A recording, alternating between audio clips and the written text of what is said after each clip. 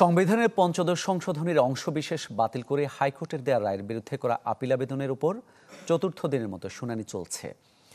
প্রধান বিচারপতি সৈয়দ রেফাত আহমেদের নেতৃত্বাধীন ৬ সদস্যের আপিল বিভাগের পূর্ণাঙ্গ ও নিয়মিত বেঞ্চে শুনানির জন্য আজকের দিন নির্ধারিত হয়।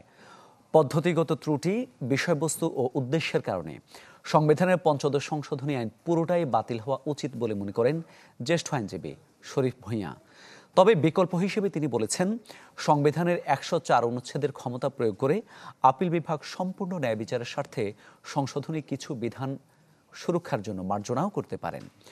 পঞ্চদশ সংশোধনীর অংশবিশেষ অসাংবিধানিক ও বাতিল ঘোষণা করে হাইকোর্টের দেয়া রায়ের বিরুদ্ধে আপিল শুনানিতে সুজন সম্পাদক বদিউল আলম মজুমদার সহ ৪ ব্যক্তির পক্ষে জ্যেষ্ঠ এই আইনজীবী রোববার শুনানিতে এই আর্জি তুলে ধরেন। পরে আপিল বিভাগ শুনানি গ্রহণ করেন। ম্যাক্স, দেশের সবচেয়ে শক্তিশালী 52.5 এন গ্রেডের পিসিসি সিমেন্ট।